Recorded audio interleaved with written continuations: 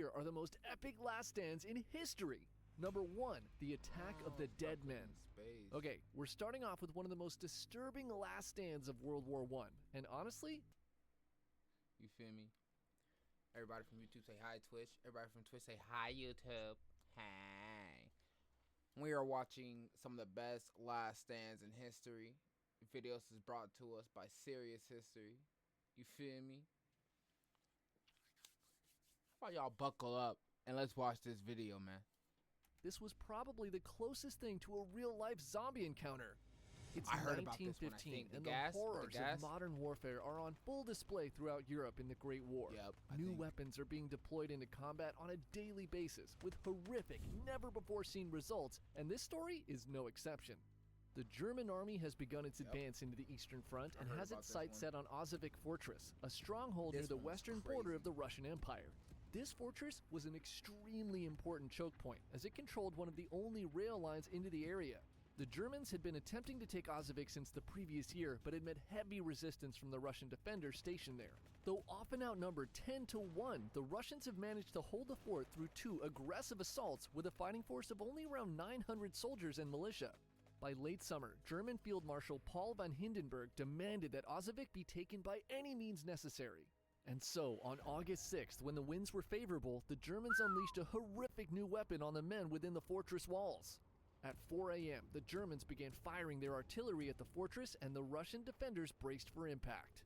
They'd lived through this before, and it seemed like another routine bombardment. But on this morning, a mysterious green fog slowly began to creep its way past the trenches and into the fort.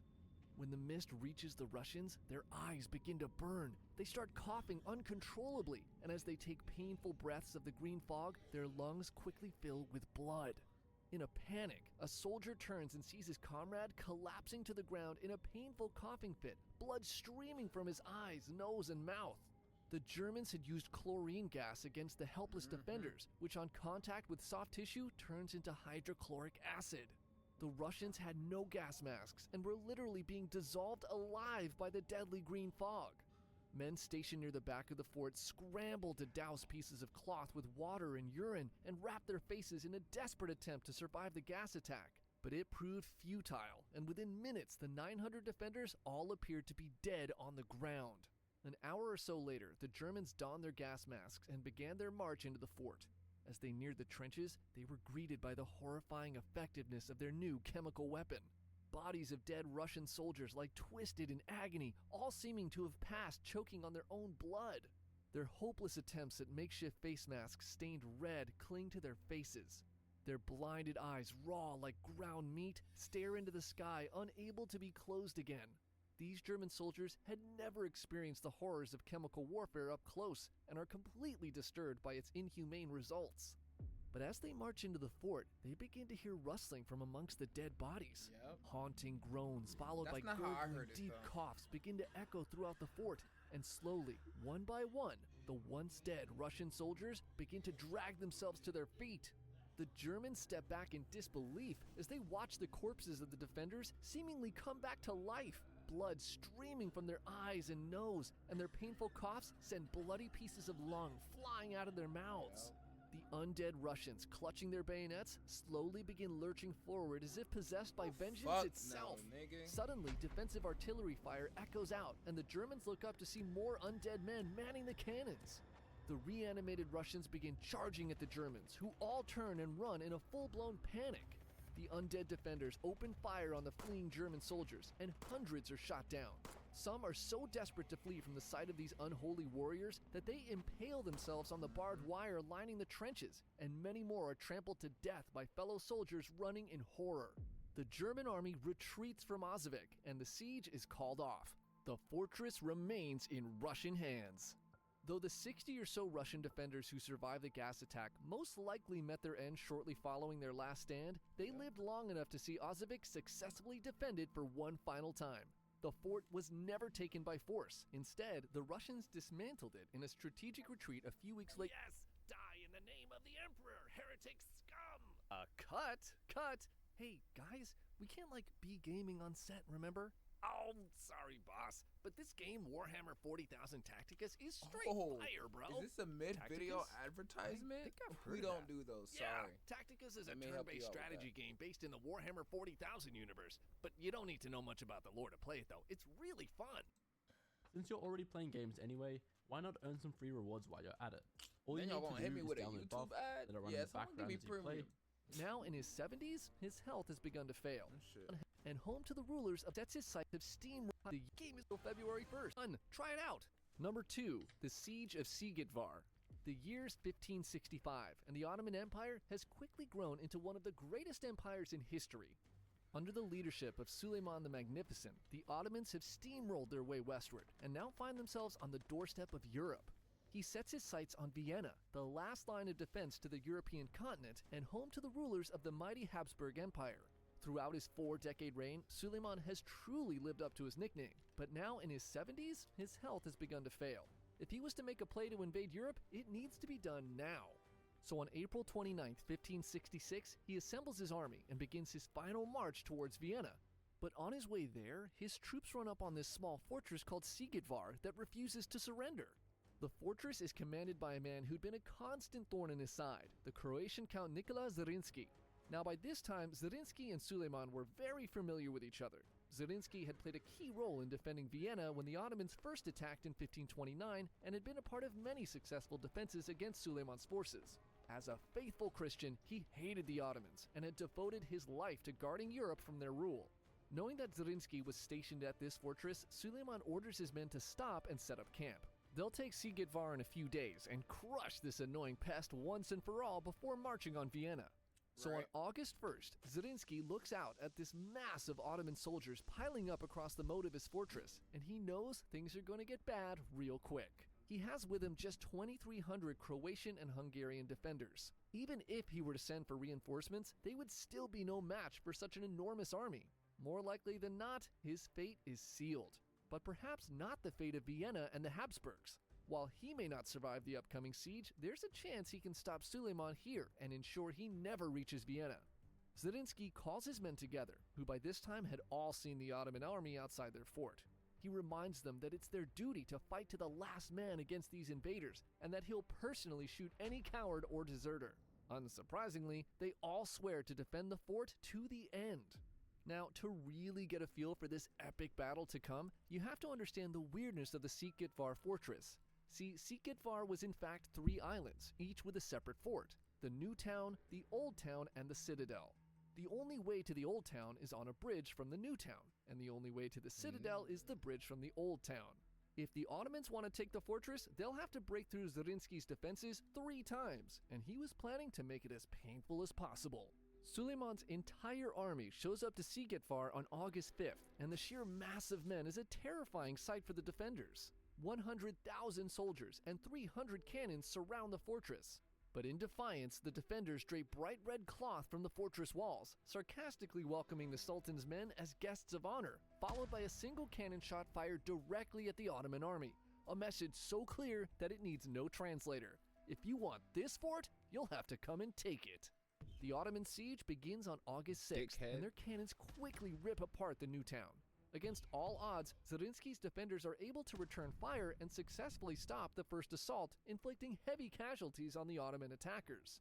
But this victory is short-lived, and a large part of the New Town walls crumbles on August 9th, forcing Nikola's troops to retreat across the bridge into the Old Town. Despite his rapidly deteriorating health, Suleiman personally arrives to Sigidvar the same day. He wants to be there to see Zrinski's death with his own eyes. The Ottomans quickly set up their forces in the New Town and begin their assault on the Old Town on August 10th. Cannons and artillery pepper the walls of the fort from all directions, and Suleiman's generals order full assaults at the Old Town main gates. Zrinski's forces repel the unrelenting assault 10 times, inflicting heavy casualties on the invaders, but ultimately the Old Town falls on August 19th, and Zrinski's men are forced back into the Citadel. Some of his troops near the front line are jumped as they're rushing towards the final bridge and are forced to watch in despair as the gates close on them. By this point, the Ottomans have sustained far greater losses than they anticipated, but Zrinski's forces have suffered greatly as well. Only 600 of the 2,300 defenders have survived. Suleiman, sensing his time was short, begins to send messages to Zrinski asking him to surrender. He promises him rule over all Croatia if he just gives up and turns his back on the Habsburgs. But his offer falls on deaf ears. With no response, the Ottomans begin to fire letters into the citadel, promising Zrinski's troops that if they surrender, their lives will be spared, but not a single man leaves. With diplomacy a complete fail, the Ottomans resume their assault and manage to blow a massive hole into the wall of the citadel. Buildings on the last island catch on fire in the explosion, and Zrinski and his men steel themselves for a final defense. But surprisingly, no attack comes. See, unknown to the defenders, a wave of dysentery has swept through the Ottoman camp, probably from drinking the nasty-ass water around the fortress. Suleiman himself, who is already incredibly frail, reportedly contracts the same infection and dies in his tent on September 6th. His commanders issue no orders that day and keep his death a secret from everyone, afraid that after such heavy losses, the rest of their army may begin deserting if they know their sultan is also dead. But Zrinski and his men are not granted much time to rest. On September 7th, the day after Suleiman's death, the Ottoman army makes a final push to take the citadel. Greek fire spreads on the walls, setting the fort on fire, and cannonballs and arrows rain into Greek the fortress fire onto like the hapless viscous defenders. oil that doesn't stop Realizing burning they until have the oil's no gone? chance of victory, Zrinski gathers his remaining men and says, "Let us go out from this burning place into the open and stand up to our enemies. Who dies, he will be with God. Who dies not, his name will be honored. I will go first, and what I do, you do. And God is my witness, I will never leave you, my brothers and knights." Zrinski and his men push one of their last mortars to the front gate. Without warning, they fling it open, startling the Ottoman soldiers waiting on the bridge and fire directly into their formation. He then leads his remaining 600 men in a final charge out of the fort and down the bridge. The defenders of Sigedvar will go out in a final blaze of glory. Zrinski, leading the pack, is hit with a bullet and then another and slumps to the ground dead. His men stream around their beloved commander, shouting their battle cries as they engage the enemy. Their final charge does not last long, and they are all soon put down. The Ottomans, sensing victory is at hand, charge into the open gates of the citadel, eager to take out the remaining defenders. But instead of defenders, they're greeted by a single wounded soldier sitting on the ground holding a torch. When the Ottomans reach him, he lights the remaining gunpowder supply, triggering a massive explosion, killing another 3,000 of the Sultan's men. What was supposed to be a short detour on their triumphant march to Vienna had instead cost the Ottoman Empire over 20,000 men and their Sultan. Suleiman's successors would never reach Vienna, and his death at Sigedvar marked the beginning of the downfall of the empire itself. Ella, we need to talk. We know you've been asking for higher speeds and better service. And we know how much it means to have no contract, no install. Number 3, the Battle of Sargari. It's the closing years of the 19th century, and in an area of the Indian northwest frontier, the British Indian Army have found themselves under increasing attacks from local Afghan tribes. Though once allies to the crown, these tribes have begun to sour on the increasing British presence in the area, and now see the encroachment as a violation of their sovereignty. To defend their newly acquired territory, the British Indian Army had repurposed forts built by the conquered Sikh Empire near the Khyber Pass, and stationed members of the 36th Sikhs, an infantry regiment made up of Sikh soldiers from the Punjab region, to man these forts. In the fall of 1897, two forts in particular, Fort Gulliston and Fort Lockhart, find themselves under heavy assault from these tribes. Despite being outnumbered, the British Indian forces had been able to beat back the tribes each time, leaving them frustrated and looking for an easier target. And this is when they set their sights on a small outpost in the tiny village of Sargari. See, the two forts were miles apart and communicated through a Morse code via a signaling station in a small fort in Sargari. Messages from Gulliston were sent to Sargari, which was then sent to Fort Lockhart and vice versa. The Afghan tribesmen realized that if they knocked out the signaling station, the two forts would no longer be able to coordinate their defensive reinforcements properly. Now, Sargari was barely a village, and the signaling station rarely saw any action, so just 21 men were stationed there. Despite being on the front line, this outpost was boring AF. But all this changed on the morning of September 12, 1897, when the soldier manning the signaling tower spots a horde of Afghan tribesmen suddenly appear on the horizon. He quickly sends a message to Fort Lockhart that Sargari is under attack and requests reinforcements, but the reply is swift, and it sinks the hearts of all men stationed there. All available forces are too far away, and the other forts can't be left unmanned. no reinforcements will be coming. Fort Lockhart then signals Saragari they count an estimated 10,000 tribesmen bearing down on their location. It's at this point Havildar Ishar Singh, commander of the outpost, instructs his 20 soldiers that they'll fight to the end and do their best to stop the advancing horde. Though they will most likely die here today, they 20 may be v able to 10K, buy there's no enough way. time for reinforcements to reach the other two forts. Right? Staring death in the face, each man solemnly accepts his fate and springs into action. They quickly 20 v reinforce the gates to 10K the is fort, crazy. taking their positions on top of the wall, and wait anxiously as the giant wave of tribesmen gets closer and closer. The soldier stationed at the signaling tower remains at his post, observing the action, and will send updates to Fort Lockhart through the entire engagement. At 9 a.m., the tribesmen rush the fort, and the fighting begins. The Sikh are deadly marksmen, and the advancing tribesmen quickly begin to fall. But no matter how many bullets find their mark, the mass of attackers doesn't seem to change. From the sea of bodies, the tribesmen fire back at the soldiers on the wall and manage to kill one of the defenders. Against all odds, the Sikhs push back the first wave, and the tribesmen retreat and regroup. There's little time to celebrate, as another wave of Afghans soon begins storming the fort. The Sikhs take out more attackers, but the tribesmen are closer and manage to take out more defenders with small arms fire from the ground. Every defender lost is a huge blow to a fighting force of just 21 men, but they sell their lives at the highest price, each taking out What are they dozens at, of 19 tribesmen right now? before meeting their end. Eventually, the Afghans, quickly growing tired of being murked so effectively, begin shouting out to the Sikhs, "We offer you wealth and safety, just give up the outpost." But their bribes are quickly answered with bullets. The tribesmen, frustrated with their failed attempts at both siege and diplomacy, begin to set the brush around the fort on fire, creating a dense veil of black smoke. The defenders struggle to see their enemy in the darkness, when the signalman sees a frantic message being signaled from Fort Lockhart. The tribesmen have used the cover of the smoke to sneak around the fort to the undefended signaling tower and are making their way in. The wall near the signaling tower is soon breached, and screaming tribesmen begin to flood into the fort. Ishar sends some of the remaining men to defend against the breach, but this leaves the front gates vulnerable, and soon tribesmen have broken through and begin flooding in from the front. Running low on ammunition, the Sikhs resort to bayonets and swords. The men in Fort Lockhart helplessly watch through spyglasses as brutal hand-to-hand combat erupts within the fortress walls. The Sikh soldiers fight on bravely against impossible odds, but one by one begin to fall. Ishar commands his remaining men to retreat into the inner walls. As they run past him, he defiantly stands in the way of their attackers. His final moments are spent heroically engaging the horde of tribesmen, buying his men just enough time to retreat and lock the gates behind them. With Ishar slain, the Afghan mob storms to the inner walls. The defenders spend the little ammo they have left, but it's no use. He went out like Within a true minutes, gangster. the final gates protecting the survivors are broken, and the remaining Sikhs are all brutally killed. The only man left in Sargari is the lone soldier in the signaling tower, who at this point sends his final message to Fort Lockhart. Permission to take up my rifle. The commander of Fort Lockhart solemnly closes his eyes and replies, "Granted." He watches the signalman neatly pack up his equipment into a leather pouch and affix his bayonet to his rifle. The lone survivor hell no. then proceeds to take out 40 more tribesmen who try to attack his position. The men in Lockhart cheer him on with every kill, but the last ounce of hope is soon lost when a thick black smoke engulfs the tower.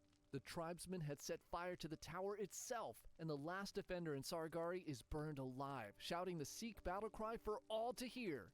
One will be blessed eternally, who says that God is the ultimate truth. The last stand at Sargari lasted 6 hours, and against all odds, the 21 brave Sikh soldiers managed to buy enough time for reinforcements to arrive at the two forts the following day, and when the tribesmen attempted to attack the forts, they were easily beaten back. The British forces reclaimed the remains of the Saragari signaling outpost and found the mutilated bodies of the 21 men surrounded by over 600 dead tribesmen.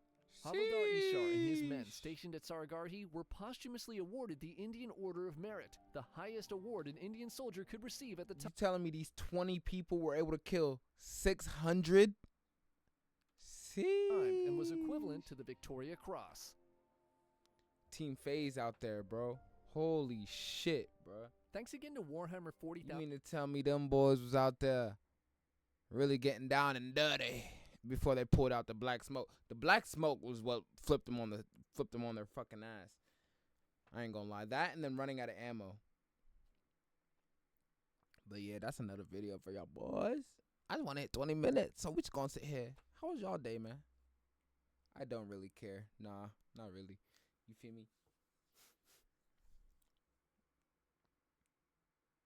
And that's the video. Everybody from YouTube say bye, Twitch. Everybody from Twitch say bye, YouTube. And we out of here. That's another reaction on y'all heads. You feel me? You feel me?